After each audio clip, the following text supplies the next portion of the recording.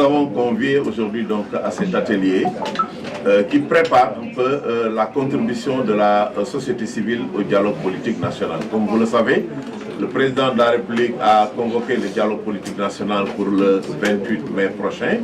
Le dialogue va se dérouler sur 6 jours, du 28 au 4 juin, et il a choisi un facilitateur donc, national. Alors nous, au niveau de la société civile, depuis des années, nous travaillons sur les questions donc, de gouvernance politique et démocratique. Nous avons produit donc beaucoup de choses pour en fait renforcer notre démocratie et améliorer notre système politique. Donc, si ce dialogue donc, intervient en ce moment, je pense que ce n'est que bénéfice pour nous. Cela nous permettra un peu vraiment de baliser un peu le terrain et de discuter pour voir également comment arriver à parfaire donc, notre système démocratique. Vous savez, on a beau faire des réformes, une démocratie n'est jamais parfaite, il faut tout le temps améliorer en partant donc de la pratique donc, et de l'existant. Alors c'est la raison pour laquelle nous avons décidé donc de nous retrouver au sein de la société civile et d'échanger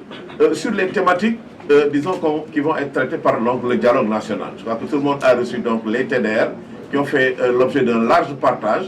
Alors nous allons vraiment donc, nous approprier ces TDR, nous allons discuter pour voir comment, disons, approfondir les questions qui sont soulevées justement au niveau donc, de ces TDR. Nous avons beaucoup réfléchi, les organisations de la société civile, que ce soit les organisations de femmes, de jeunes, ont fait des productions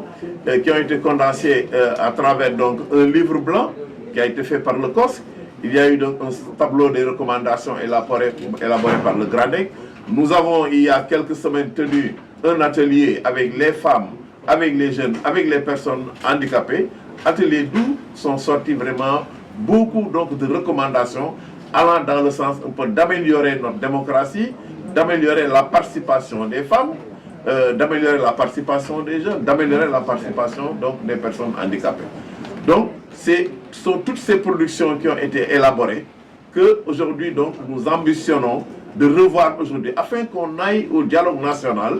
vraiment donc, en parlant d'une seule voix, en essayant d'harmoniser nos positions qui vont être consignées dans un mémorandum qui sera partagé et qui vraiment, disons, sera une contribution décisive donc, de la société vraiment à ce dialogue national pour qu'on ait une démocratie plus forte, une démocratie donc renforcée qui promeut la paix et la stabilité. Que pensez-vous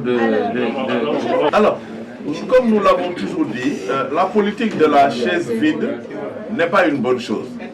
Même si on n'est pas obligé d'être d'accord sur tout. Mais même si on n'est pas d'accord, je pense que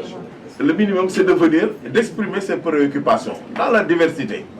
dans le respect. C'est ça qui fait avancer donc la démocratie. Donc en tout cas, nous profitons donc de cela pour lancer un appel à l'ensemble des partis prenants, que ce soit syndicats, personnalités politiques indépendantes ou mouvements citoyens, pour que ce dialogue-là vraiment soit le plus inclusif possible. Que les gens puissent répondre à l'appel du président. Maintenant, s'ils ne sont pas d'accord, qu'ils puissent exprimer de vive voix leur désaccord. C'est ça, je pense, qui fait, disons, avancer la démocratie. On n'est pas obligé d'être d'accord sur tout. Donc c'est ce que j'ai à dire. Et je ne désespère pas que d'ici là, avec les initiatives que la société civile ne manquera pas de prendre, qu'on puisse vraiment peut-être ramener, en tout cas, les boycotteurs à de meilleurs sentiments. Dans le même sillage. Oui, c'est ça que j'ai dit. Bon, nous sommes dans une tradition de dialogue et de médiation. La société civile a un rôle de régulateur du jeu politique. Et comme je l'ai dit tout à l'heure, nous prendrons notre bâton de pèlerin avec les ambassadeurs de la paix, parce qu'il y a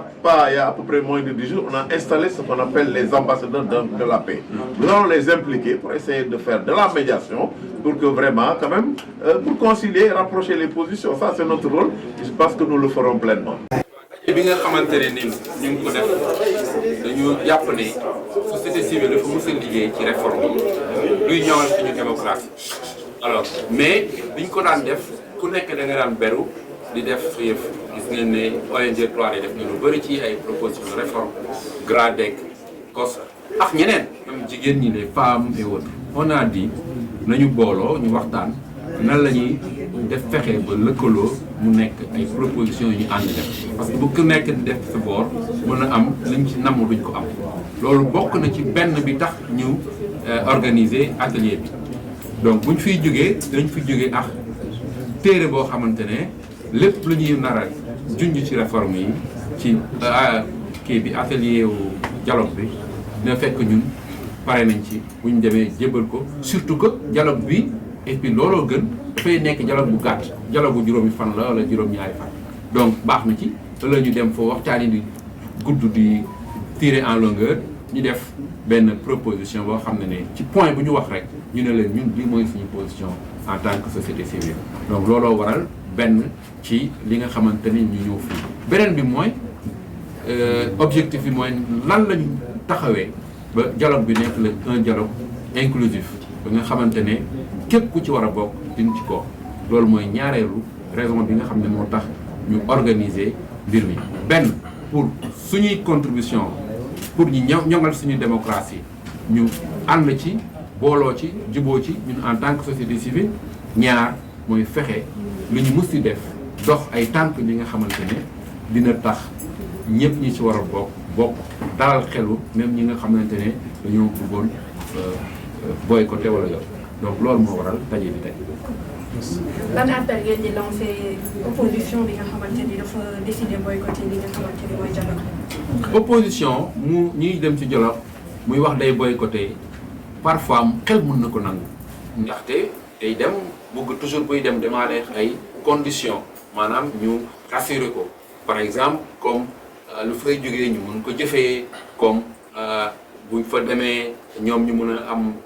place bi ci war donc bu suñu dem dialogue te avant dialogue bi du am ci opposition ñuy wax que ni nañ duñu dem wax duñu dem dinañ dem loolu mën nañ ko xel mën na ko nangu mais in fine en général buñ dalalee seen xel danañ en général lu si bëri dañ dem ci dialogue et ñun bokk na suñu rôle fexe ba ñoom ñu dem ci dialogue bi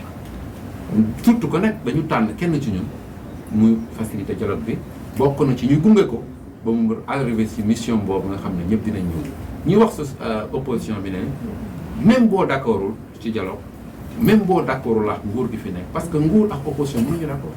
mais ñëwal fu ñuy décider ci li nga xamante ne suba mooy dal ci sa kaw ci wàllum réforme da nga war a ñëw taxaw wax li nga xalaat ci point bu nekk dañu wax ne dañ wàññi li mu parti yi war nga ñëw taxaw ci nan la ñuy créer parti politique parce que dina am ay coppite ci nan la ñuy créer parti politique ak parti politique nu muy fonctionner yow mënoo yore parti politique ñu war a décider ci parti politique nu muy fonctionner nan lañ koy créer te doo ñëw fekkee bu boobaa mën nañ jël ay dogal yoo xamante ne day dal sa kaw te arrangé wala beneen bi mooy ñu ngi wax ci kan mooy yore organisation élection ndax dañuy continuer bàyyi ko ak administration wala dañuy am organe bu bees bu ko yore mais baax na nga ñëw taxaw wax ci sa xalaat ñu ngi wax ci affaire basculement automatique par exemple maanaam ku am 18 ans rek ñu dugg ci fichier bi loolu am na njeexital yi mu mën a indi ci fichier bi mën na indi dara ci participation beeg yooyu yëpp mu nekk ay points yoo xamante ne mu mel ni financement parti politique yooyu yëpp dañ koy waxtaanee yooyu yëpp boo nekkee parti politique nga xam ne ëllëg da ngay dem compétition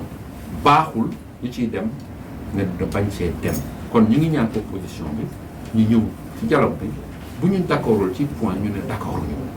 loolu mooy li nga xamante ne mooy suñu taxawaay et ñu koy fësal et dinañ ci dox jéego bi ci war yëpp pour que ñëpp mën a ànd ci dialogue bi